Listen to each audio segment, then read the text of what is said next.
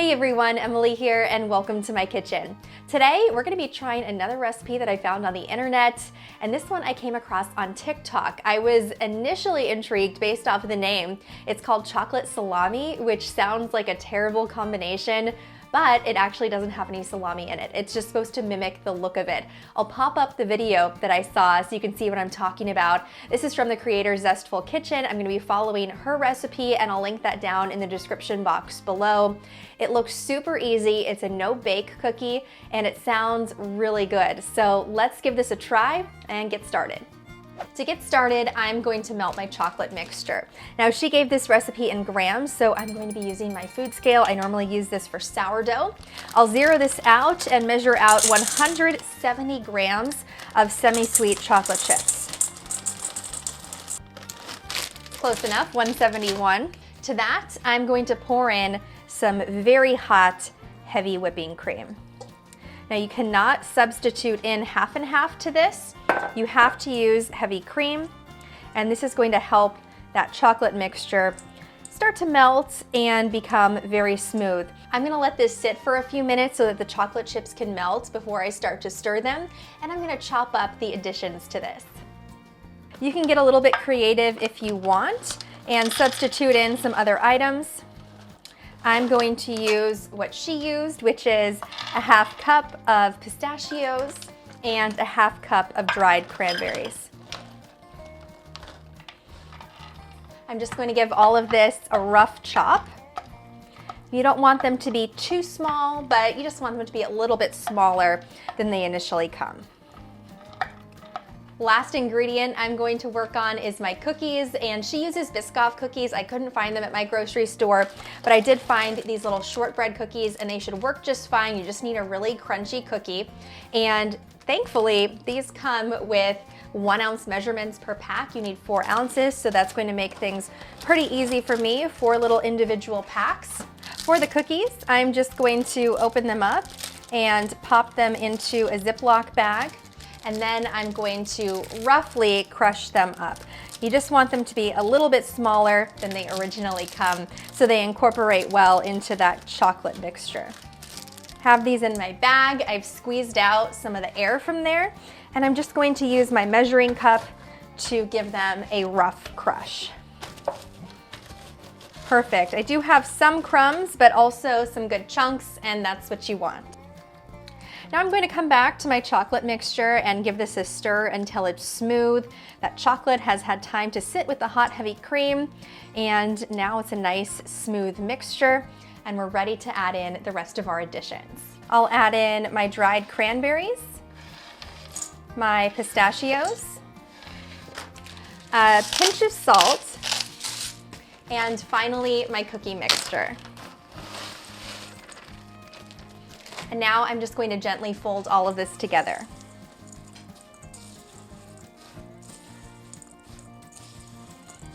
This looks fantastic.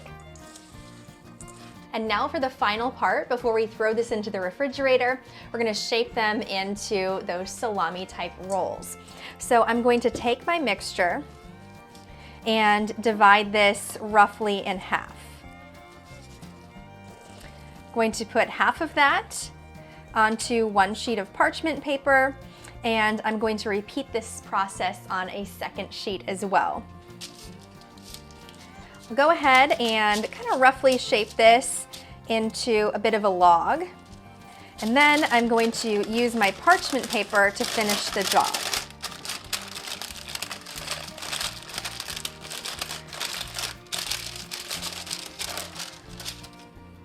Kind of see that coming together. Want to make sure that nothing comes out the ends. Roll that up. And then twist the ends so that you seal it and you also get that nice salami shape. And I am going to tie off the ends just to make sure that this stays really secure in the refrigerator. These are all ready for the fridge, and I'm going to let these sit in there for at least a few hours before coming back and slicing them, and we'll see how these turn out. It's now several hours later and I've taken these out of the refrigerator. They've completely solidified and it's time to open them up and see how they've turned out. So I'm just going to snip those edges off of the parchment paper.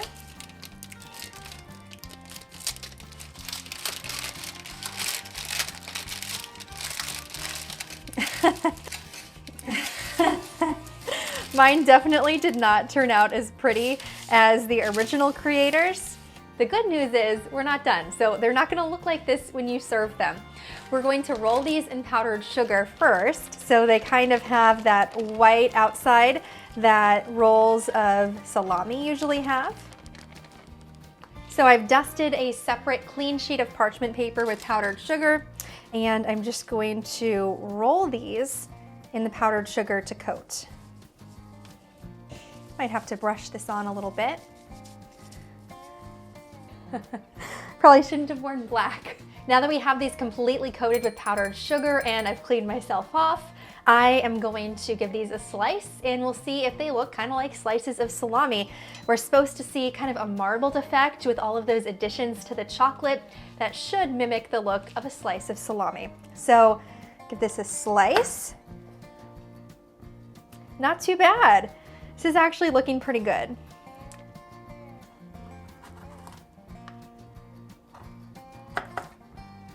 Ooh, mine's kind of breaking up a little bit. Okay, there we go. That one held together pretty well. Okay, I think that's the secret. Go just a little bit quicker. I think I was trying to be too gentle and actually making it worse. Yeah, this is slicing so much better.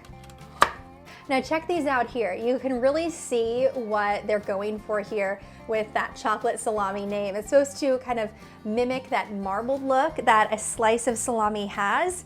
These look super cute, so I'm curious to see how these taste. Let's give them a try.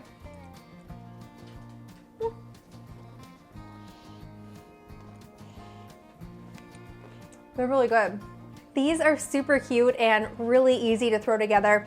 And if you're not a fan of pistachios or if you don't prefer cranberries, you can switch this up to a different nut or a different dried fruit and really make this recipe a little bit more to your taste. I would definitely make this again. Seems like a good one for the holiday season as well, since it's no bake. There's a lot of cookie exchanges that maybe you're going to, and you don't have to fire up the oven. This really doesn't take that much time to put together. Hope you try it and I hope you like it.